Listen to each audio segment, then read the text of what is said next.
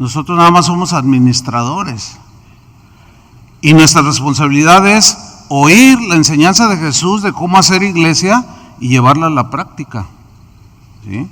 Entonces, Jesús, el dueño de la iglesia, nos dejó instrucciones muy claras y muy precisas de cómo hacer iglesia, cómo edificar la iglesia.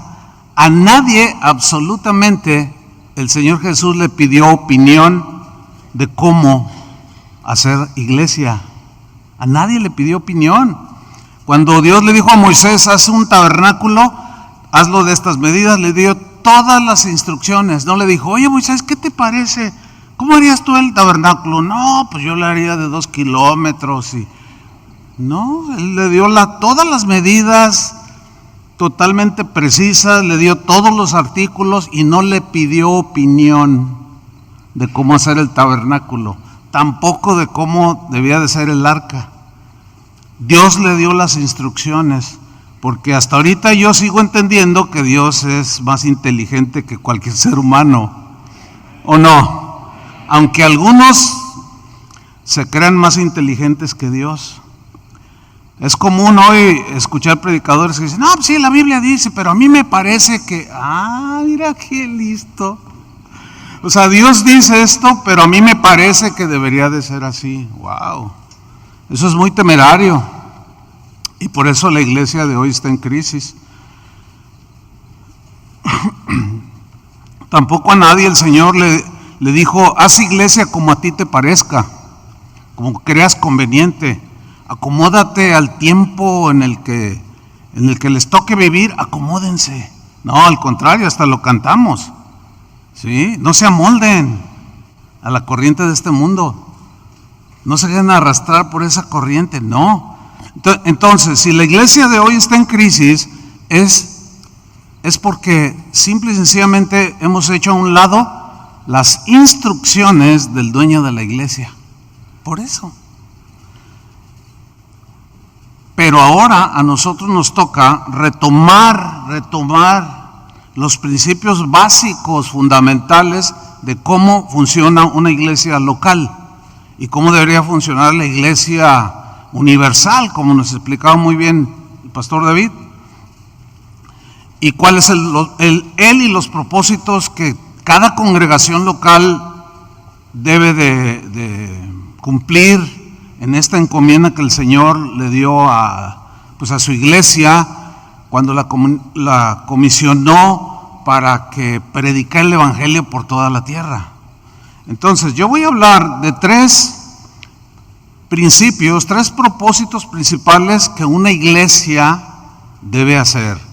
Por ejemplo, en el caso de Casa de Oración Houston, pues hay otros pastores aquí que de otras casas de oración que nos están visitando y algunos otros que he saludado, y la exhortación es esta: a retomar, a recordar y a oír la enseñanza de Jesús y hacerla para edificar sobre la roca, porque cuando vengan los vientos, que ya pegó hace 2 años atrás y muchos se cayeron, muchos están en ruina, no solo iglesias completas, o lo voy a poner así, no solo cristianos, sino iglesias locales completas se vinieron abajo.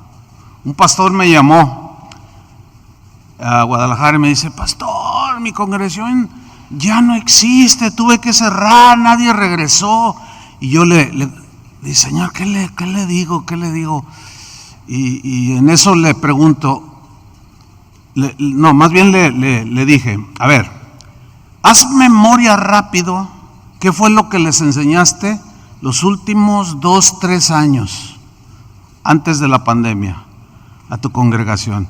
Bueno, pues yo les enseñaba cómo ser exitosos, cómo ser empresarios, todos esos rollos que hoy son muy comunes. Le dije, no, pues por eso están todos por ningún lado, porque ¿tú crees que al Señor le interesa que tú seas un exitoso empresario o que seas un cristiano de corazón limpio, con acciones justas y rectas? A ver, díganme.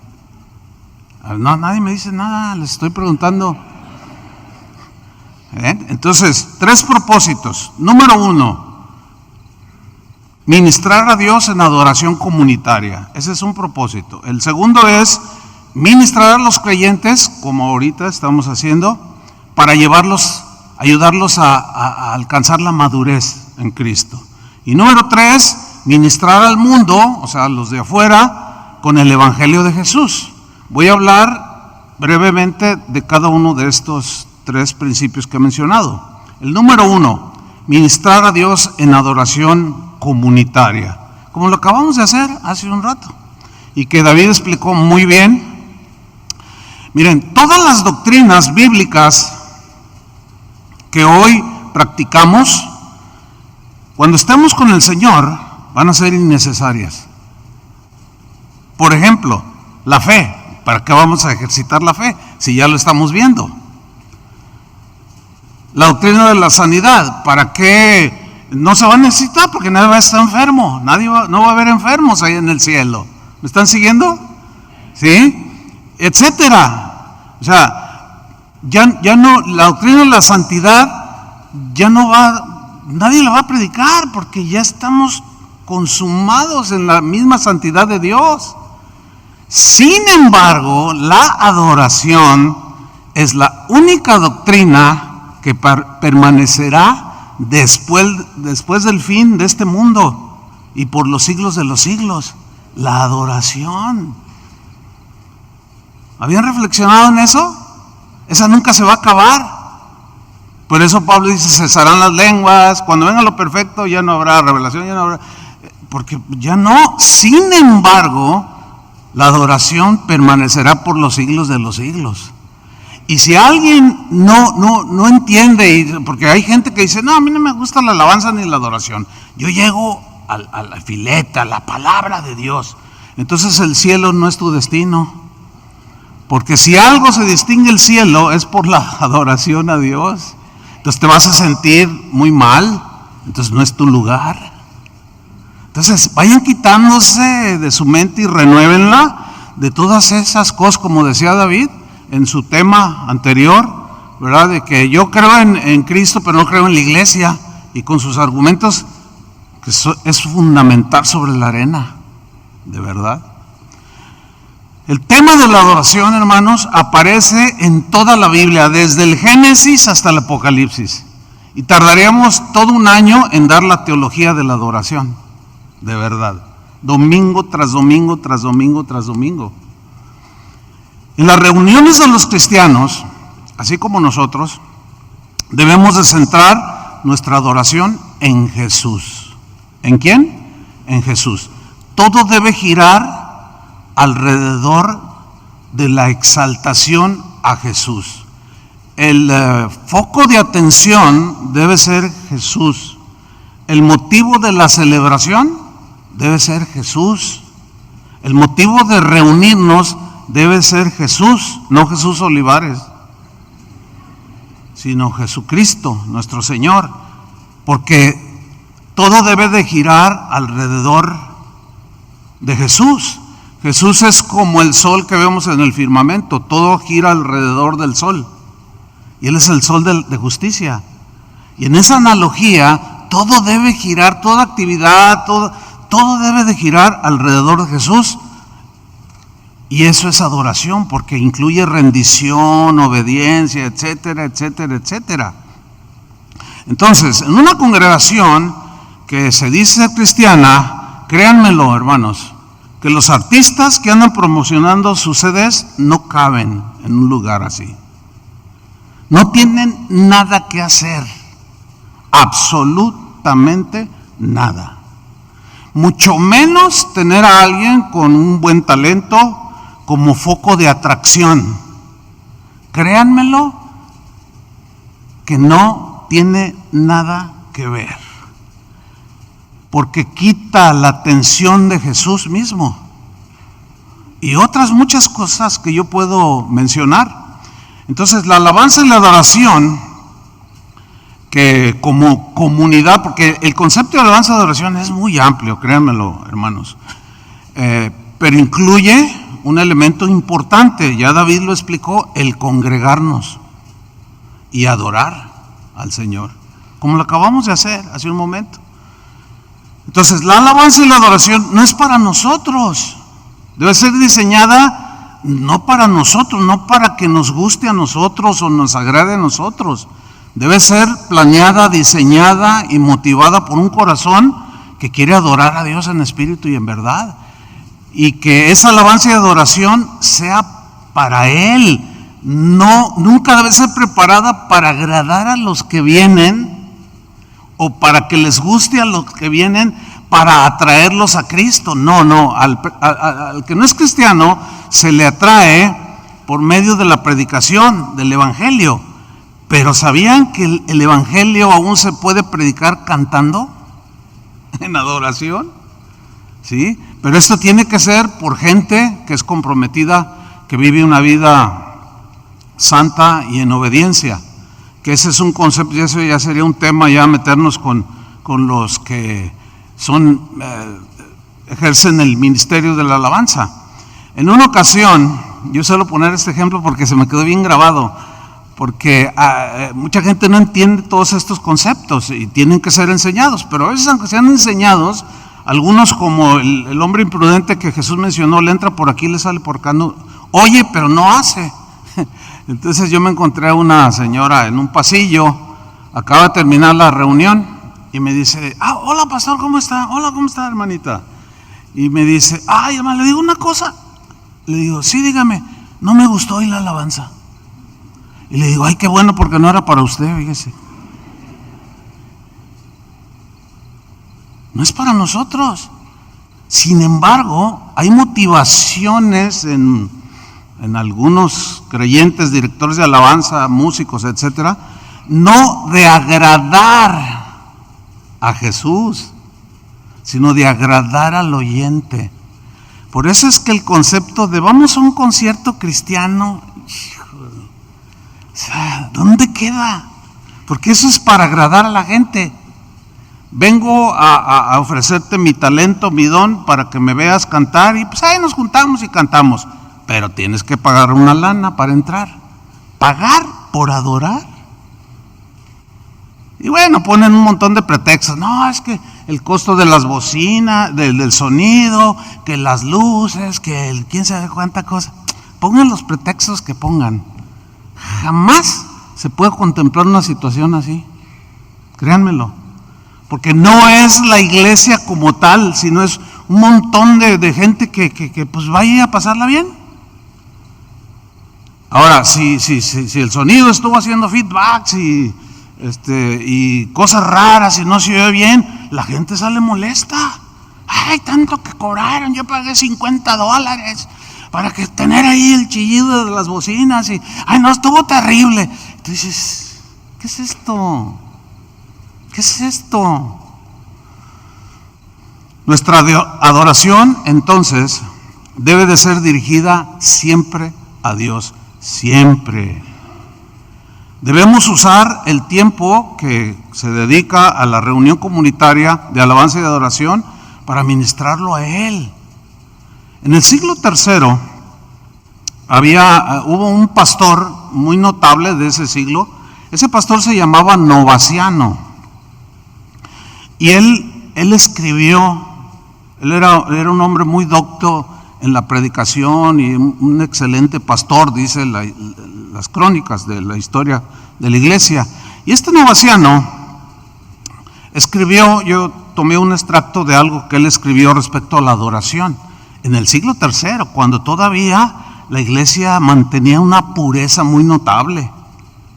Después del siglo IV empezó la decadencia por muchos motivos que ahorita no puedo mencionar.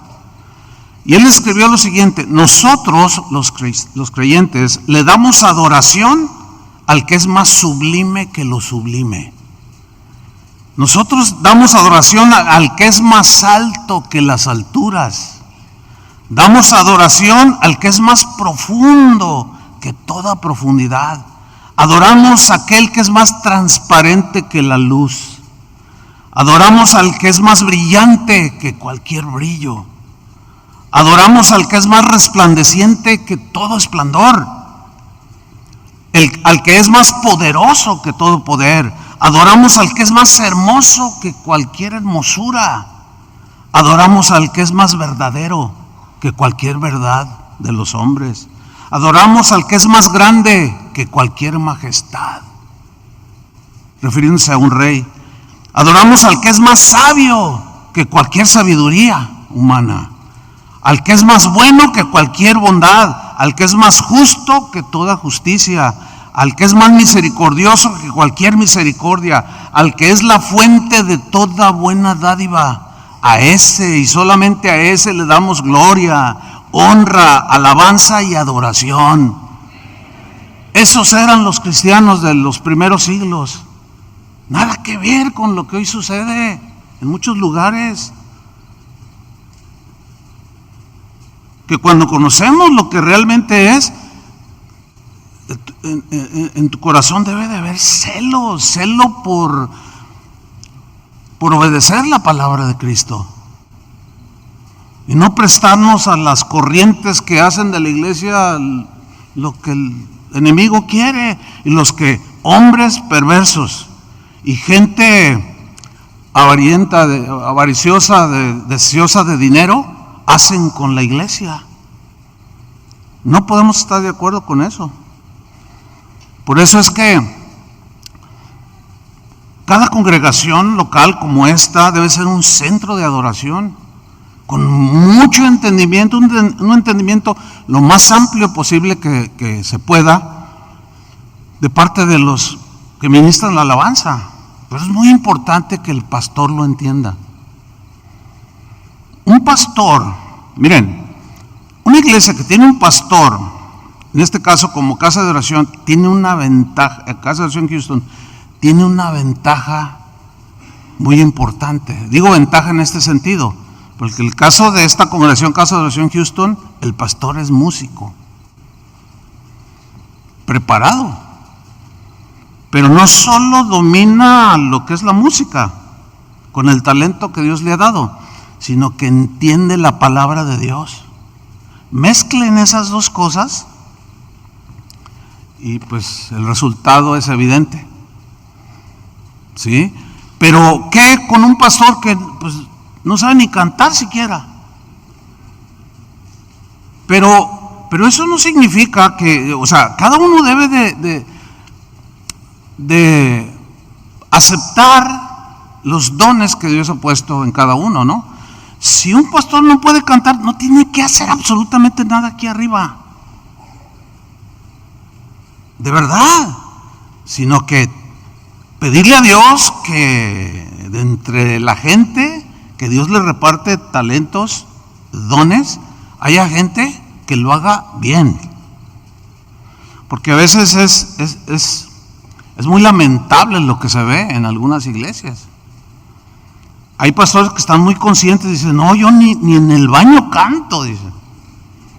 No me sale, no tengo el don.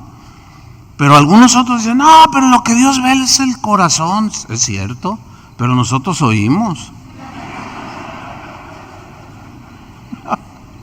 Y a veces no, es terrible, hermanos. No, la Biblia exhorta a hacerlo bien, lo mejor que se pueda. Bueno, es un tema, les digo, es muy amplio, no quiero quedarme mucho allí. El segundo propósito, ¿cuál fue el primero? Cuando nos reuníamos, ministrar a Dios. ¿Por qué? Porque es el tema que va a prevalecer por toda la eternidad y desde ahorita necesitamos hacerlo. Bien, número 2, ministrar a los creyentes. Después de haber ministrado a Dios viene el segundo propósito sobre el que debemos edificar la iglesia.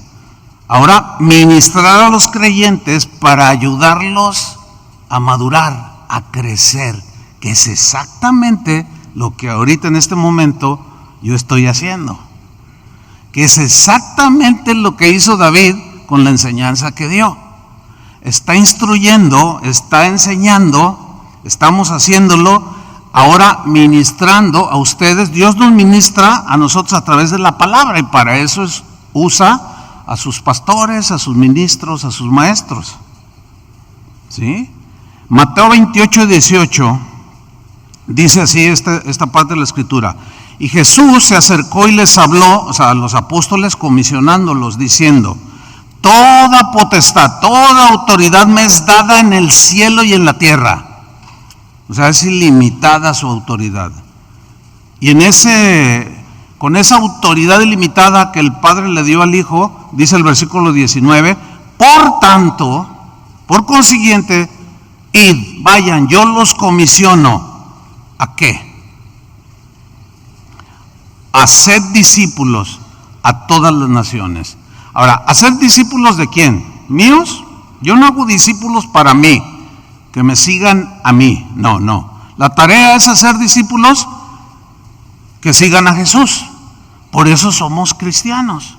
¿A quién seguimos?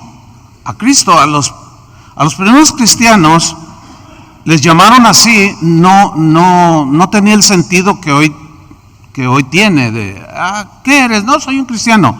Era una palabra despectiva. Esos son cristianos.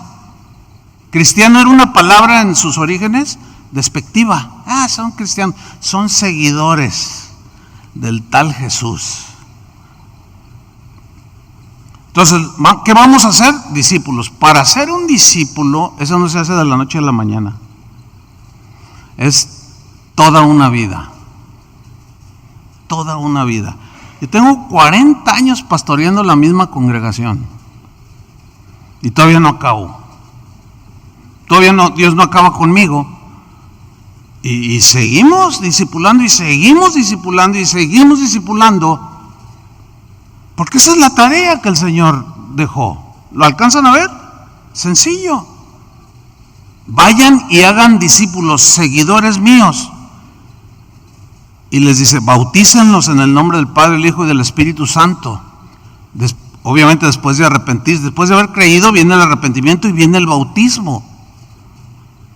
Algunos que dicen ser cristianos, dicen, yo no me he bautizado porque todavía no siento. No. Es que no es de que si sientes o quieres o no quieres. Es por obediencia, es un mandamiento. Vayan y bautícenlos. Entonces, no se concibe a un cristiano que diga, yo ya soy nueva criatura, pero no quiero bautizarme porque no. Es como lo que explicaba David. No es opcional, es un mandamiento. Pero esos mandamientos son para bendecirnos.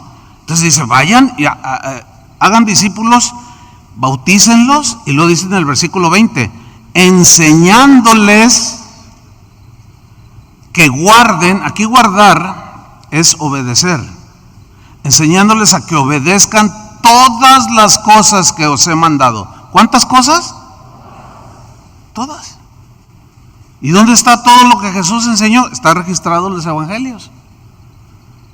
Y de ahí el Espíritu Santo tomó e influyó en los apóstoles para que escribieran lo que dice el Nuevo Testamento, para continuar con la doctrina de Cristo, ¿sí? Sellada con el mismo Espíritu. Entonces, ¿cuál es la comisión? ¿Cuál es el trabajo de un pastor o de pastores o de dirigentes en una congregación? Discipular. ¿Cómo? Enseñándoles ¿qué? La doctrina de Jesús. ¿Enseñándoles a qué? ¿Aumentando solamente su conocimiento? No. Siempre impulsándolos a que lleven a la práctica. Porque sin práctica de lo escuchado no tiene sentido. Santiago dijo, no sean solamente oidores, sino hacedores. Yo he notado a través de los años que esos cristianos que se enfadan, ya están todos aburridos ahí. Es que yo estoy en un desierto, me siento vacío. No. Y ya platicando con ellos me doy cuenta de algo. Hay mucha gente así que sabe un montón de Biblia, pero como no la vive, no vive el día cotidianamente con Dios, en una frescura cotidiana de obediencia diaria y continua, pues por eso están aburridos, porque no hay experiencia con Dios. Dios no hace porque ustedes no hacen su parte. Él ya dio su palabra, nuestra parte es obedecerla. Entonces, al nada más oír y aumentar el conocimiento, pero no hacer, por eso se estanca mucha gente y por eso muchas iglesias se estancan. Y luego vienen los vientos y dan con ímpetu, entiéndase, pandemia de COVID, y dan contra aquella casa, contra aquella iglesia, y grande es su ruina. No tiene fundamentos.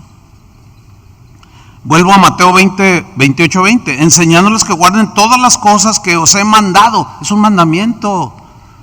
O sea, yo como pastor debo entender que es un mandamiento. Él me llamó no para hacer lo que yo quiera con su iglesia. Porque como leíamos en la primera enseñanza, los pastores, Dios les dice, sométanse a sus pastores, obedézcanles, porque ellos van a dar cuenta. Nosotros vamos a dar cuenta de ustedes. Entonces, ¿cómo me voy a parar aquel día que el Señor me llame a cuentas? Me diga, a ver, Chuy Olivares, ¿qué hiciste con mi palabra? ¿Qué hiciste con la gente que yo te envié? A ver, ¿qué tarea hiciste? No, bueno, Señor, pues es que pues me la pasaba contando chistes en la enseñanza. Contaba entre 5 o 10 chistes y ja, ja, ja, ja, ja, ja. Y mi palabra, o sea, ¿cómo los formaste? No, bueno, Señor, es que ya ves, la gente pues le gustaba sentirse a gusto, entonces pues yo me acomodaba. ¿Se imaginan decirle eso a Jesús? Pues él me respondería sin duda, ¿nunca leíste Mateo 28, 19 y 20?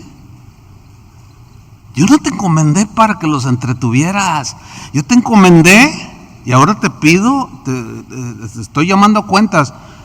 Yo te encomendé, te comisioné para que enseñaras a mis ovejas mi palabra, que les enseñaras a obedecerla. Y luego Él promete, he aquí yo estoy con vosotros todos los días hasta el fin del mundo. Entonces, Dios, ahorita en este momento, así literalmente, el Señor Jesús está conmigo, porque estoy enseñando lo que Él enseñó. De ahí la confianza y la contundencia para decirles a ustedes, obedezcan la palabra de Dios, porque eso dijo el dueño de la iglesia. Ahora, para hacer la tarea de formar discípulos, pues es una tarea bastante grande. Y Jesús estableció, según Pablo en la carta a los Efesios capítulo 4 versículo 11, ministerios para edificar la iglesia. Dice Efesios 4:11, y Él mismo, o sea, Jesús mismo, Él mismo instituyó, estableció a unos, no a todos. El día de hoy todos quieren ser apóstoles. No, dice, a unos apóstoles, a otros profetas, a otros evangelistas, a otros pastores y maestros. Ahora, estos ministerios, ¿para qué los puso el Señor? Ahí está en el versículo 12, la respuesta. A fin de perfeccionar a los santos. ¿Quiénes son los santos aquí? Diga yo. Los creyentes, en este caso, somos todos los santos.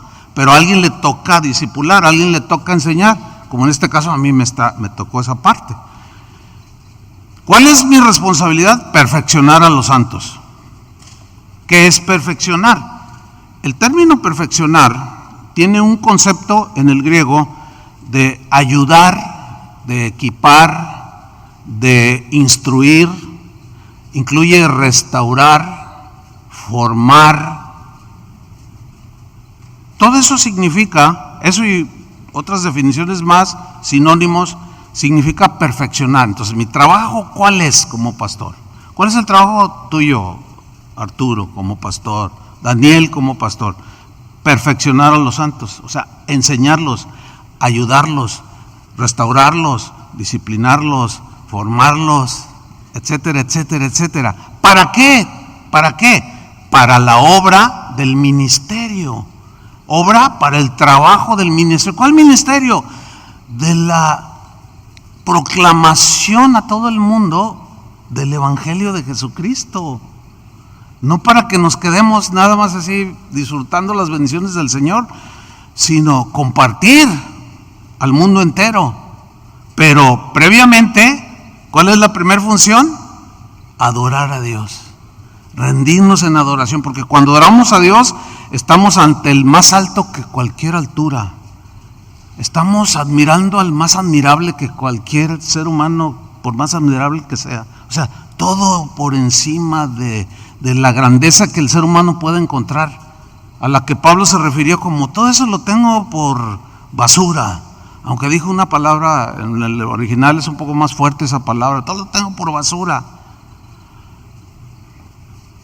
Ahora, esas personas que el Señor escoge para discipular a ustedes en este caso, para ayudarlos a crecer, a madurar, ¿cuál es la herramienta que el Señor nos dejó, en este caso a nosotros? ¿Cuál es el material que nos dejó para hacerlos a ustedes discípulos de Jesús? ¿Alguien me puede decir? La palabra de Dios. Muy bien. Pues qué chiste, aquí les enseñan bien. Claro, la palabra de Dios.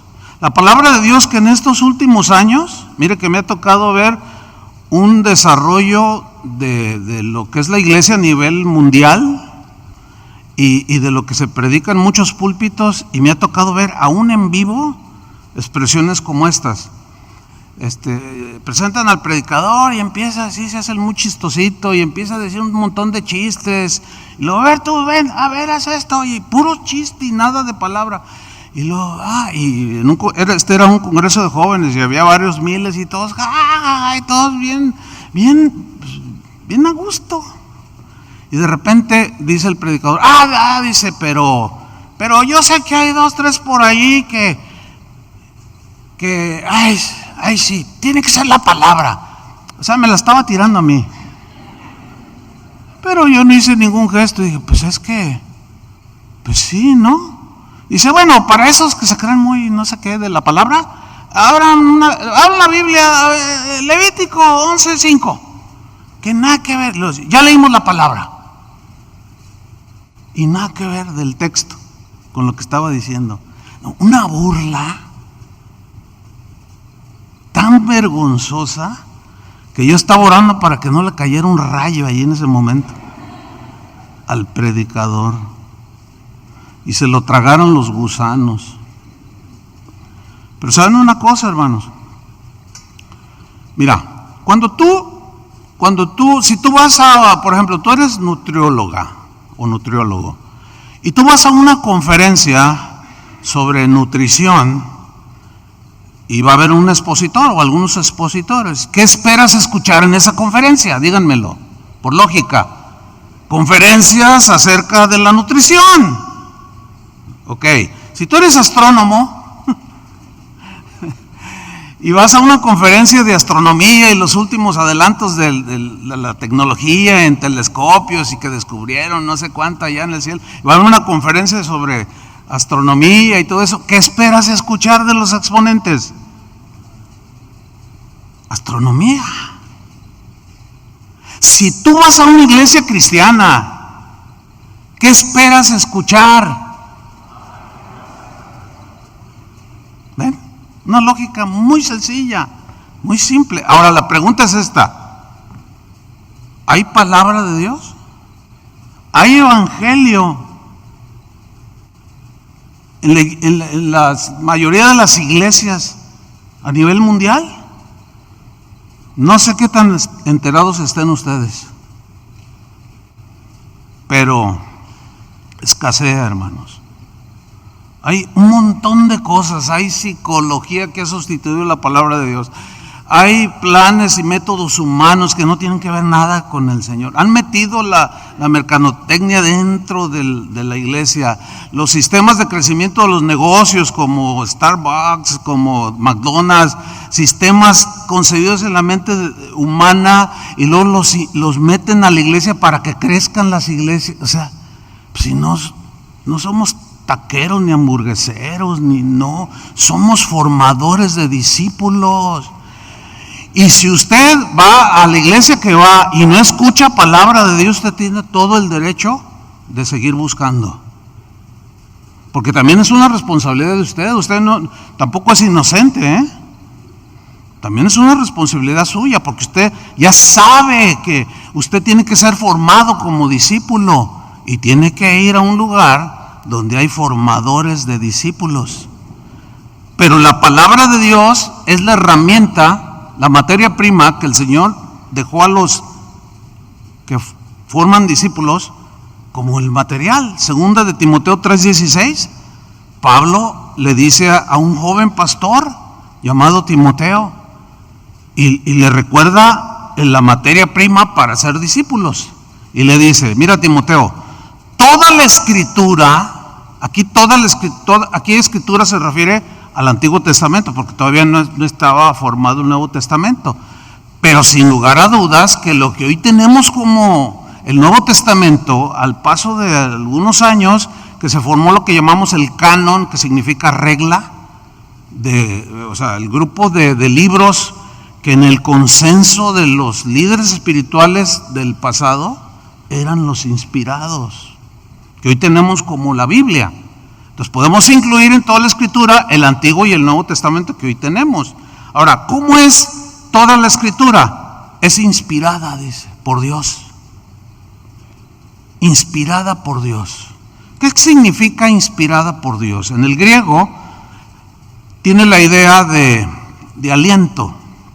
En otras palabras, la palabra de Dios tiene el aliento de Dios, tiene el soplo de Dios que da vida.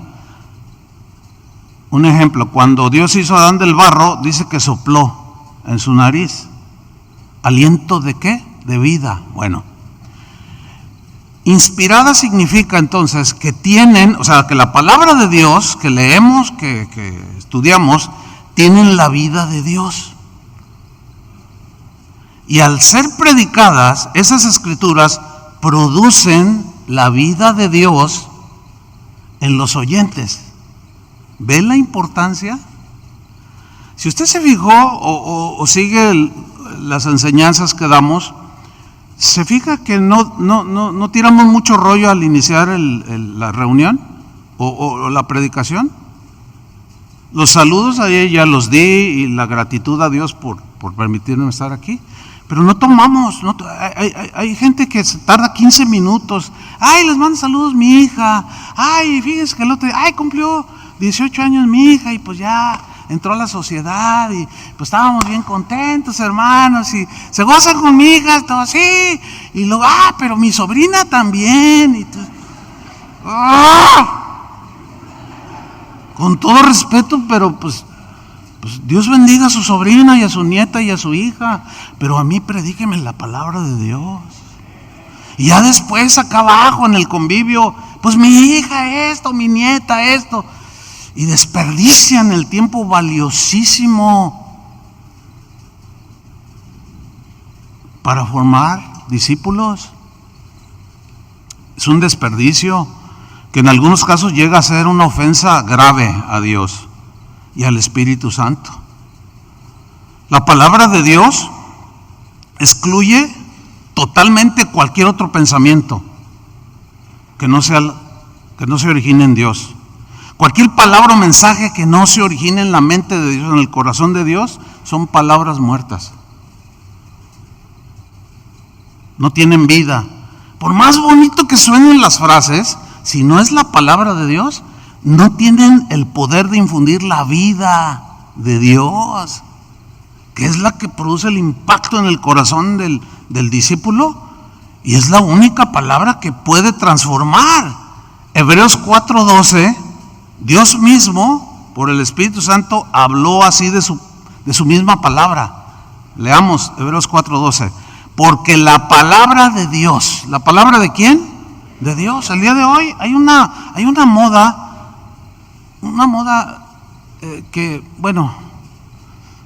que se ha venido multiplicando. Entras al Facebook y están las fotografías de hombres que Dios usó o que usa con las frases de ellos. Eso se ha hecho hoy se cita más frases que sí, muchas de ellas, no todas, empatan con el mensaje de la palabra, pero no es en sí la palabra, sino es la derivación de un pensamiento que tiene fundamento en la palabra, pero que no es la palabra. De verdad, yo he visto pocos memes con una alusión a Jesús, sea de espaldas o así, y que diga, el hombre prudente es el que edifica su casa sobre la roca. Jesús. No.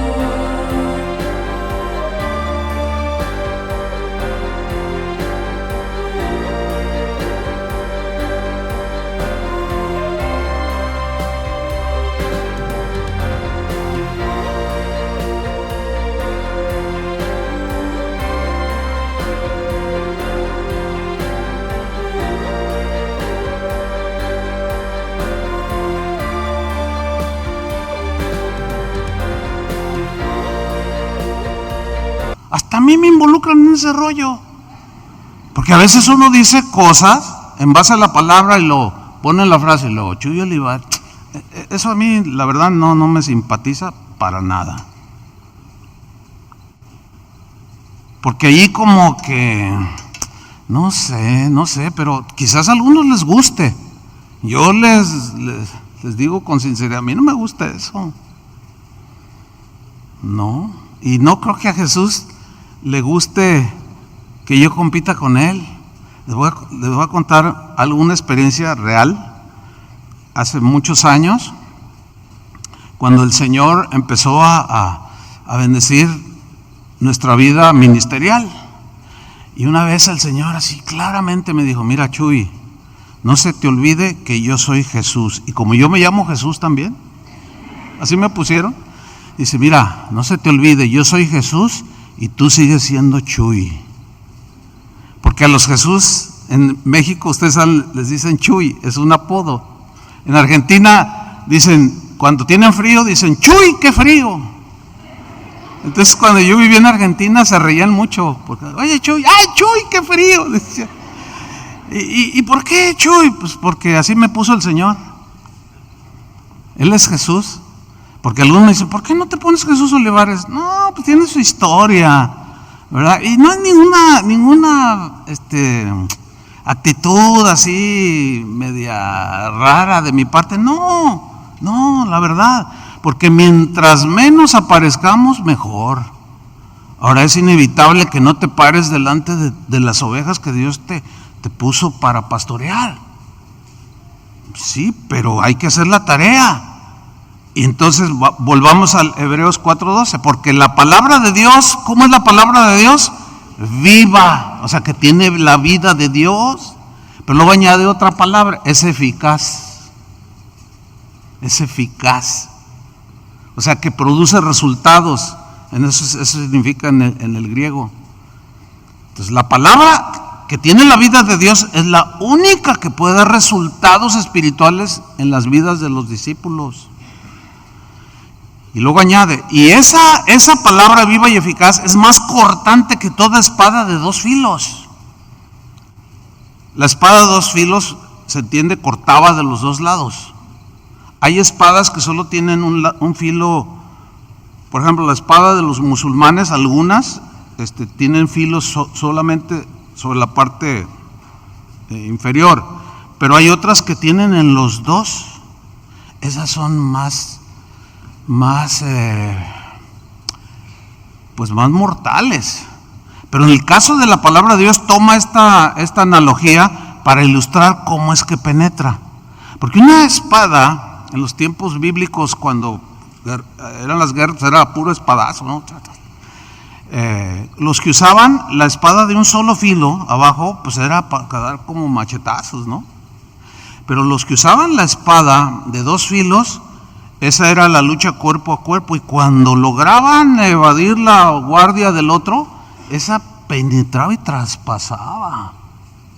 Esa es la analogía que está tomando aquí el escritor de los Hebreos.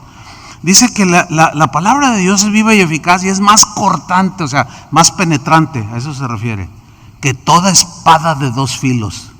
Y miren, y penetra, así como mantequilla, hasta partir el alma y el espíritu. Aquí partir tiene la idea de dividir, o sea, que corta, como cuando tienes un pedazo de carne así, ¿verdad? Y tienes un cuchillo bien filoso y nomás haces esto y ese es el poder que tiene la palabra de Dios, fíjense.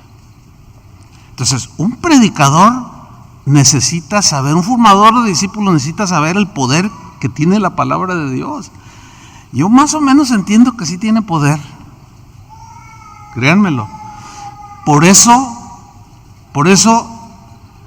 me respaldo en la palabra de Dios cuando predico, en la Biblia, porque sé que mis pensamientos humanos no son como un cuchillo de palo que puede estar ahí, y no corta nada. Pero la palabra de Dios, mira, y corta hasta partir el alma y el espíritu, las coyunturas y los tuétanos. Ustedes saben que los tuétanos es lo que está dentro de los huesos. O sea, penetra porque penetra. Y discernir aquí significa criticar. Fíjense qué interesante. Critica los pensamientos y las intenciones del corazón. Por eso es que a muchos, cuando oyen la palabra de Dios, y a mí también me sigue sucediendo, cuando alguien trae el filo, la espada bien filosa, o sea, la palabra de Dios, y la predica, nadie se escapa. Y yo siento cuando me penetra y me traspasa, y critica mis pensamientos y mis intenciones, las revela. Por eso mucha gente, y más en estos tiempos, no le gusta oír la palabra de Dios.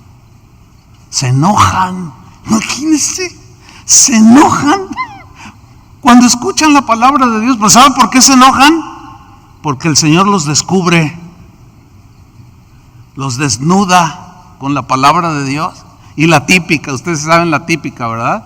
Que llega ahí el marido que 15 años orando por él, finalmente llega, y el predicador pues ni lo conoce, y empieza a hablar el discipulador, y de pronto habla la palabra de Dios, y el otro se siente aludido, y le dice a la señora, tú le dijiste, ¿verdad? Está hablando de mí. No, ¿cómo crees, viejito? Le dice, mira, si son 2,000 personas aquí, ¿tú crees que el pastor va a andar? Ay, háblame de tu esposo, para que cuando venga yo, por favor.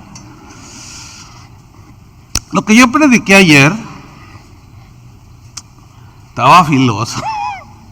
Yo sé que penetró, yo sé que más de a uno no le gustó. Ay, es bien exagerado ese Chuy. Miren, los leo. Es bien fácil. Ustedes saben que las posturas y los gestos también hablan, ¿no? Yo lo sé. Pero más de que yo sepa eso, sé que la Biblia tiene un poder impresionante. Y esa es la herramienta que el Señor nos dejó para discipularlos a ustedes. Ahora, volvamos a 2 de Timoteo 3:16. Porque dice, toda la escritura es inspirada por Dios y útil. Digan todos útil. Ok, ¿qué significa aquí, en este versículo, la palabra útil? La palabra griega que se traduce por útil tiene la idea siguiente, de que la palabra de Dios es provechosa. O sea, es la única que te produce, es como cuando alguien está comiendo, tú le dices provecho. O sea, que te aproveche, que toda la comida que estés comiendo sea comida sana y que tu cuerpo asimile las vitaminas, los antioxidantes, o sea, todo lo que contienen las frutas, las verduras, los alimentos sanos, que te nutren y te ayudan a estar sano, fuerte, sólido, campante, te hacen provecho. Esa es la idea aquí. Toda la Escritura es inspirada por Dios y es la única que hace algo provechoso en las vidas de los discípulos. Habla de beneficios, pero todo tiene sentido espiritual. Se puede leer así. Toda la Escritura es inspirada por Dios y es útil, o sea, es la única que va a sacar provecho. Tú vas a sacar provecho porque te estás alimentando, te va a beneficiar, tu vida espiritual se va a alimentar y vas a crecer. Y pasan los años y tú empiezas a madurar, a madurar, a madurar. Ahora, aquí mismo en 2 Timoteo 3:16, donde dice que la Escritura es inspirada por Dios y útil, habla de 4 cosas para lo que es útil la Escritura. Sigo leyendo. Es útil, número 1, para enseñar. Es útil para enseñar. Aquí el verbo enseñar tiene la idea de instruir. Tiene la idea de enseñar la doctrina de Jesús, la enseñanza de Jesús. Repito, cualquier enseñanza basada, o no, mejor dicho, cualquier enseñanza no basada en la palabra de Dios, que no es la palabra de Dios, no te va a ser de provecho. Vas a aparentar que estás sano. Hay mucha gente que aparenta estar sano físicamente y se ven fuertes y se ven robustos, pero en realidad el alimento que están comiendo no es muy sano. Estoy hablando naturalmente.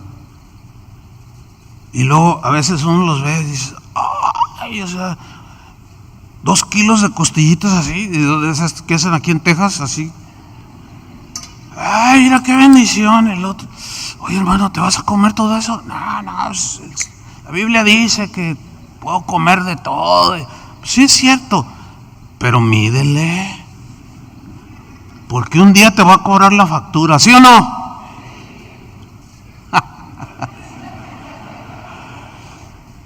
Lo mismo es en lo espiritual. Exactamente la analogía aplica.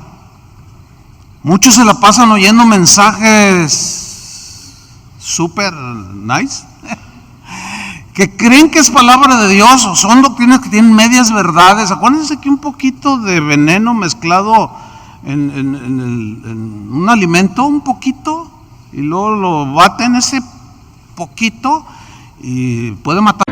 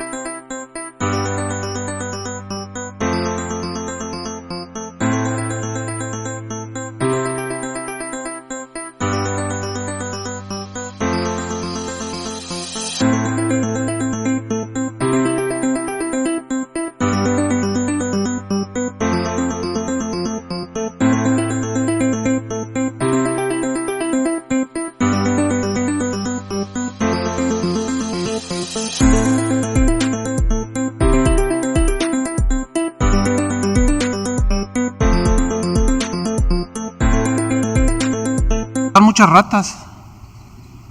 Entonces, en el alimento que es la palabra de Dios, un poquito de veneno, un poquito de herejía, un poquito de cosas del hombre que lleven intenciones insanas, y tú lo estás comiendo, poco a poco te mata. Mata la fe, mata la confianza en Dios,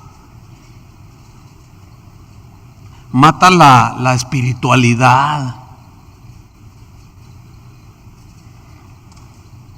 Yo he conocido cristianos que eran fervorosos, creían en el poder de Dios, en la manifestación del Espíritu Santo, y ahora son todos así. No, eso era para el tiempo de los apóstoles, ya se acabó todo eso. Oye, yo tengo un amigo con mucha confianza que le digo, oye, ¿qué te pasó? Porque no, pues, antes eras un cristiano jovial, alegre. No, es que ahora tengo el gozo muy profundo en el corazón. Ay, le digo, pues, oye, y yo no me dejo llevar por las emociones, porque las emociones son malas. En extremo, sí. Pero si Dios puso las emociones aquí, son para expresarlas, tienen su función en la Biblia, créanmelo. Yo le dije una vez a este amigo, le dije, oye, a ver, pues somos de confianza, ¿no? De muchos años. Le dije, a ver, si tú estuvieras en la congregación, la hermosa, donde los apóstoles Pedro y Juan llegaron y había un cojo de nacimiento, ¿se acuerdan? Y estaba allí pidiendo. Entonces, no tenemos, pero lo que tenemos, ¿qué dijo los discípulos? ¿Te lo damos o te lo vendemos? ¿Y por qué ahora lo venden? Traiga $1,000 y oro por usted por un milagro. ¿Qué es eso, Dios mío? ¿Qué es eso? Digo, no, lo que tenemos te lo damos en el nombre de Jesucristo. Y aquel hombre se levantó y como conocía la escritura, porque tiene así de la cabeza de escritura. Entonces le digo, ¿cómo entró al templo? No, bueno, pero ¿qué? Le digo. Ahora, ustedes conocen la historia, ¿no? ¿Cómo entró al templo? Así, dice la Biblia que entró brincando, saltando y alabando a Dios. ¿A dónde? En el templo. Ahora, ¿cómo crees que fue la reacción de todos los que estaban allí? Yo le digo así bromeando, ¿no? Y él aguanta la vara, porque pues nos conocemos, ¿no? Y le digo, imagínate que entra ahí donde tú vas.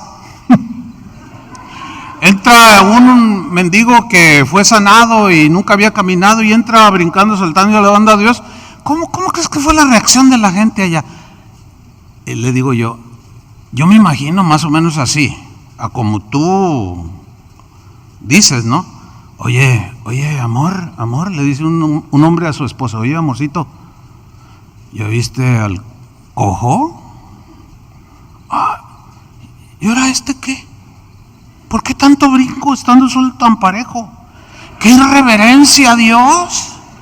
¡Qué exageración de emociones! Oiga, nunca había caminado. Esto reprimen todo. No, mis hermanos, no. Te va matando poco a poco. Son venenos que se han mezclado en la palabra de Dios. No me digan que cuando Moisés estaba delante de la zarza, no estaba así. Hay cosas, claro, los excesos de los últimos años en iglesias pentecostales sobre todo, tampoco son aceptables. ¿Sí me explico? O sea, todo en exceso también hace daño. Aún una vitamina que te puede ayudar a fortalecer tu sistema, en exceso, y le metes 5 diarias cuando es una, no, pues va a estar cada vez más fuerte, no, entonces no te va a perjudicar. Fíjense cómo está de una manera entrelazada tan sabia. Se habla de equilibrio en la naturaleza, equilibrio en todo, pues también en la Biblia hay equilibrio espiritual, balance espiritual. Y de eso es responsabilidad de los discipuladores, darles el alimento balanceado para que crezcan bien. ¿Sí? Entonces, toda la escritura es inspirada por Dios y útil, número 1, para enseñar, ¿verdad? Fíjate, en 2 Timoteo 4:1, pongan una señal allí en en 2 Timoteo 3:16, porque vamos a regresar rápido. Pero en 2 Timoteo 4:1 le dice Pablo a Timoteo también: te encarezco delante de Dios y del Señor Jesucristo, que juzgará a los vivos y a los muertos en su manifestación y en su reino. Que prediques, ¿qué? Ahí está. Pablo entendía el mandamiento de Jesús muy claro. Que prediques la palabra, que instes a tiempo y fuera de tiempo. O sea, que insistas. ¿En qué? En predicar la palabra, en todo tiempo. Y luego le dice: redarguye, reprende, exhorta con toda paciencia y doctrina, porque vendrá tiempo cuando no sufrirán, que significa no soportarán escuchar la sana doctrina, no les gustará, y son estos tiempos, créamelo, sino que teniendo comezón de oír, se amontonarán maestros conforme a sus propias concupiscencias y apartarán de la verdad el oído y se volverán a las fábulas. Eso no es provechoso ni beneficioso para el discípulo de Jesús. Pero ¿cómo se da?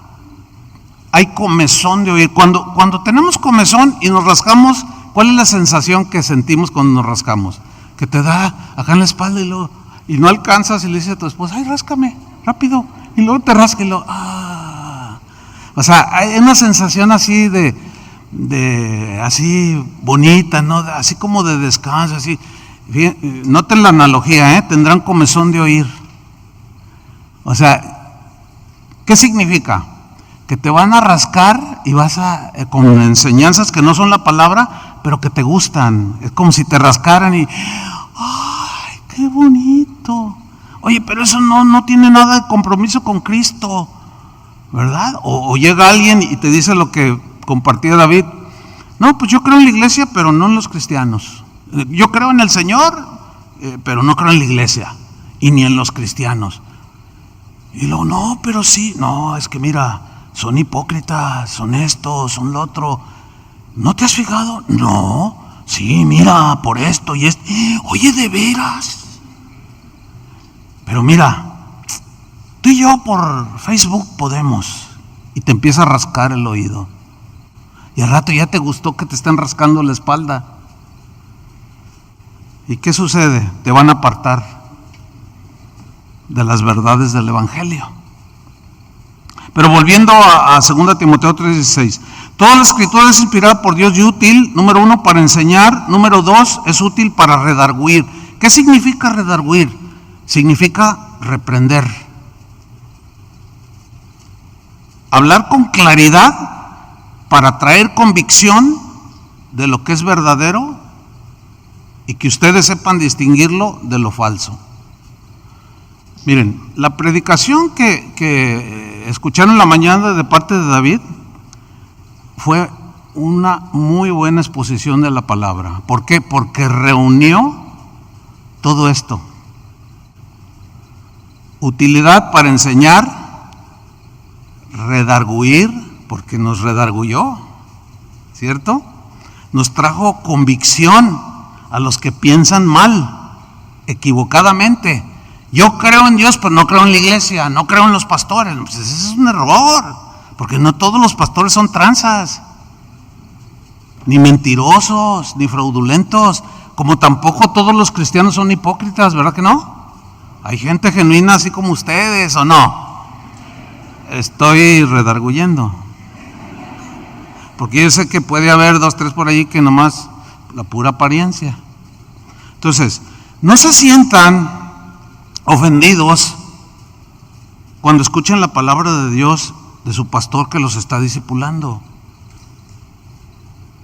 Yo continuamente me encuentro con esto en mi misma congregación. Gente que no se siente ofendida por lo que dices y no les gusta, y muchos terminan hasta yéndose porque se sienten aludidos. Una vez alguien me dijo, en un lugar que fui a predicar por allí, y al final me dice: oiga, pero yo lo vi cuando se me acercó, porque cuando alguien se te acerca para saludarte, pues tú captas, ¿no? Que vienen con una sonrisa, pero este venía así, ¿verdad? Y cuando ya se me acercó, me dice, oiga, y le digo, entonces, sí, yo le extendí la mano y me dice, y no me la dio, bien tremendo el hermano, bien espiritual. Entonces me dice, todo lo que dijo, lo dijo por mí. Y luego yo le dije, pues ni modo que para. ¿Estabas aquí? Sí. Pues claro que lo dije por ti. Si estabas aquí, lo que prediqué, lo dije para ti. Y como que se sacó de onda, ¿no? Le dije, no, pues claro, ni modo que se lo haya dicho a los que están allá enfrente, en el antro allá enfrente. No, se los dije, es como lo que ahorita les estoy diciendo, se los estoy diciendo a ustedes. Y es ilógico que alguien viniera y me dijera, lo que dijo, lo dijo por mí. Pues claro. O me lo dijo a mí, pues claro, se lo estoy diciendo a ustedes. Si se vieran las caras, pero miren, toma unos videos que ya los tomé, ni cuántos se han dado. Y al rato van a ver publicado ahí en la página de Casa de Oración Houston, sus caras. Ya, sigamos para terminar. ¿Es útil para qué? Para enseñar, para redarguir, que es reprender, así como Pablo redarguyó a los corintios, que les dijo, así como Moisés, en el monte, dice, pero de todos esos, de esa generación no se agradó Dios. Dice, no seáis idólatras como algunos, ni forniquemos, ni tentemos al Señor, ni murmuréis como algunos de ellos murmuraron. Y de estas cosas les acontecieron como ejemplo y están escritas para amonestarnos a nosotros, a los que han alcanzado los fines de los siglos. 1 Corintios 10, del 1 al 11. O sea, ¿qué estaba haciendo Pablo con los corintios? Redarguyéndoles, haciéndoles entender que no hicieran lo mismo que los israelitas en el desierto. Los estaba redarguyendo. Y es útil para enseñar, para redarguir y corregir. Corregir aquí tiene la idea de enderezar de nuevo algo que se torció. El verbo corregir aquí habla de enderezar conductas. Fíjense qué interesante. Perfeccionar carácter. Fíjense qué importante. Y todo se desprende de la enseñanza de Jesús. Vayan y hagan discípulos, enseñándoles que guarden todas las cosas que yo les he enseñado. Entonces necesitamos ser corregidos y la palabra de Dios nos corrige cuando es predicada, porque penetra y aclara los. Entonces yo estoy convencido que la palabra que compartió David, en algunos que tenían este tipo de ideas, yo sé que hay gente así, que nada más se aparece de cuando en cuando llega el predicador favorito o aquel que le gusta oír, pero no van a la iglesia. Y él lo mencionó, en base a la palabra, no dejen de congregarse, y se sintieron aludidos. Y no, pues ya que se acaba esto, ya me voy y nunca vengo. Pero hay otros que reaccionan bien. Sí, es verdad, es verdad. Entiéndanlo, cristianos, porque los vientos, las olas están dando con ímpetu contra lo que tú edifiques. Y si tú oyes y haces, vas a permanecer firme. Y si no, se puede derrumbar todo y caer en la ruina total. Y finalmente, para enseñar, para redarguir, para corregir, y útil para instruir en justicia, que significa instruir en justicia, habla de disciplinar. Ya David lo compartió. También en la casa de Dios hay disciplina, hermanos. O sea, la casa de Dios es un lugar donde hacemos lo que queremos o nos comportamos como queremos. No, tiene que haber disciplina. En todo lugar a donde tú vayas, cualquier institución, hay reglas de comportamiento, sí o no. Yo cuando entro a este país hay reglas que tengo que respetar.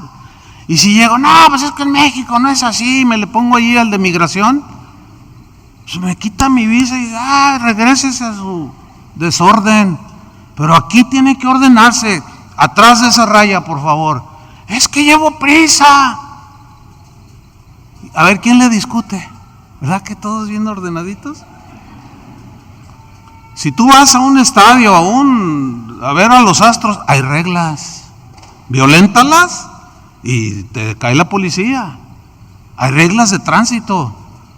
Si tú entras a una tienda, cual sea, hay reglas, todo tiene reglas para mantener el orden. Hermanos, la iglesia, Dios es un Dios de orden.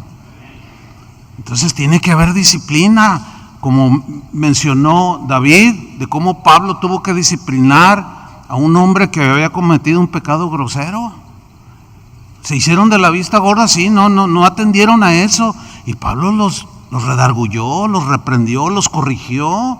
Les dijo, no, un poco de eso contamina toda la masa, leuda toda la masa. No.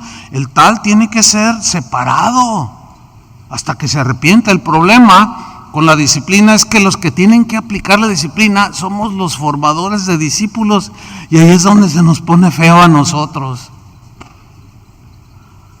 Ahí es donde, por eso muchos pastores no disciplinan a las ovejas, porque no quieren enfrentar lo que conlleva, porque se enoja la gente, y como a nadie le gusta que sean disciplinados, a ver, tú pregúntale a tus hijos.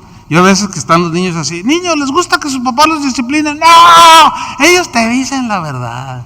No me gusta, porque es carta, siéntate bien, agarra bien el vaso, y la cuchara así no se agarra. Ahora, ¿por qué lo haces? ¿Por estarlo molestando o para formarlo? Pues es lo mismo aquí. Hermanos, miren, no les gustan los niños.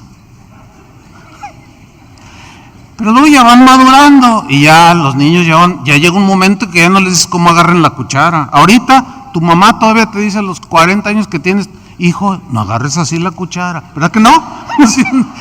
ya maduraste, ya te sabes comportar. Miren, todos bien comportaditos, pero si hubiera niños anduvieran corriendo. ¿Sí o no? ¿Por qué? Porque no están en formación. Entonces es muy importante instruir en justicia. Y el último propósito, me quedé ahí un poco más, es que el tema en realidad es muy amplio, pero el tercer propósito, ¿cuál fue el primero? Ministrar a Dios. ¿Cuál fue el segundo? Ministrar, perfeccionar a ustedes para que se pueda cumplir el número 3, que es ministrar al mundo, o sea, a los no cristianos con el evangelio de Cristo. Marcos 16:15 dijo Jesús, id por todo el mundo y predicar el evangelio a toda criatura. El que creyere y fuere bautizado será salvo. El que no creyere será condenado. Aquí ya está hablando de ir a ministrar ¿a quién? Al mundo, a los no creyentes. Pero mira el versículo 20, dice de Marcos 16, y ellos saliendo predicaron en todas partes, ayudándoles el Señor y confirmando la palabra con las señales que les seguían. Amén. Entonces, según Jesús, todos los cristianos deben ser testigos de Él. Todos los cristianos debemos de compartir el evangelio. Miren, la manera más efectiva de compartir el evangelio es en el lugar donde tú, por ejemplo, tu trabajo. Por ejemplo, un doctor, ¿a quién le comparte? Un doctor, en teoría, debe de evangelizar doctores, enfermeras, ¿sí o no? Si tú manejas un Uber y tienes una base o un taxi, tú evangelizas ¿qué? Taxistas y pasajeros. Si tú eres abogado y vas a las cortes, tú te codeas con otros abogados. ¿A quién le vas a compartir? Abogados. Una ama de casa que va a comprar al mercado, pues las verduras, las frutas, y se encuentra allí a los que atienden, o sea, con todos los que te relacionas, escúchenme bien, esa es la forma y el sistema de evangelismo más efectivo que hay, que cada uno de ustedes sea testigo allí donde está, donde se mueve. Las campañas evangelísticas de años pasados, que consistía en traer un evangelista con buen mensaje, y luego se convocaba a la gente, y vayan todos al estadio, lleven gente, lleven invitados. Eso tuvo su lado positivo, pero por otro lado, inhibía, frenaba el que cada uno fuera un testigo de Jesús. ¿Por qué? Porque en lugar de ellos evangelizarlo, te invito a una reunión. O sea, se lo llevaban al predicador para que él les presentara el evangelio y luego se convirtieran. Pero es más efectivo, miren, por ejemplo, cuando yo tenía mi trabajo secular, pues ¿a quién evangelizaba? Pues a mis compañeros, porque era con los que pasaba horas en el trabajo. Pero con sabiduría para no usar las horas de trabajo que me pagan. A mí no me pagaban por evangelizar, sino por trabajar lo que yo hacía. Y me aconsejaron bien, me formaron bien en ese sentido. Porque hay cristianos que están en el trabajo y las horas de trabajo, no, mira que el Señor y que no sé qué, y luego pasa el que, oiga, no es primero, es menester obedecer a Dios antes que a los hombres. Qué sabiduría, ¿verdad? O sea, está buscando una verdad pero sin sabiduría. Ah, sí, pues órale, váyase de aquí. Aquí no le pagamos por predicar. No, hay que ser sabios. Y una vez me acuerdo de un compañero que me decía, oye Olivares, quiero hablar contigo. Es que, ¿sabes qué? Es que mira, tú eres diferente, te veo diferente. Algo tienes que yo no tengo, así me lo dijo. Yo le dije, ok, te espero a la salida. Así le dije. Y cuando ya salimos del horario, se me acercó y me dice, le digo, sí, yo tengo algo que tú no tienes. Y le empecé a compartir. Y empezó a llorar. Y le digo, mira, te invito a la reunión donde yo asisto. Sí voy. Y nos fuimos. Miren, aceptó a Cristo, se convirtió. Cuando salimos de la reunión, me dice, ¿sabes qué, Chuy? Hoy me iba a suicidar. ¡Wow! Hoy es un ministro del evangelio. Pero, ¿quién creen que estaba ahí continuamente con él? Pues yo, porque lo veía todos los días en el trabajo. Entonces, según la Biblia, todos, según Hechos 1:8, recibiréis poder cuando haya venido sobre vosotros el Espíritu Santo y me seréis testigos en todas partes. Termino. Todo cristiano debe ser un fiel adorador. Número 2, todo cristiano debe ser un verdadero discípulo de Jesús. Y número 3, todo cristiano debe ser un fiel testigo de Jesús y del evangelio. Hermanos, esa es la función medular de la iglesia. ¿Quieren darle gracias a Dios? Pidámosle sabiduría, que nos dé gracia para cumplir estos propósitos. Póngase de pie.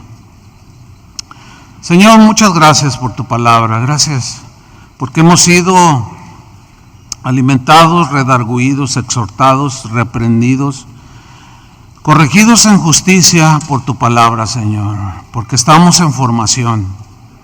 Oramos, Señor, por los pastores formadores.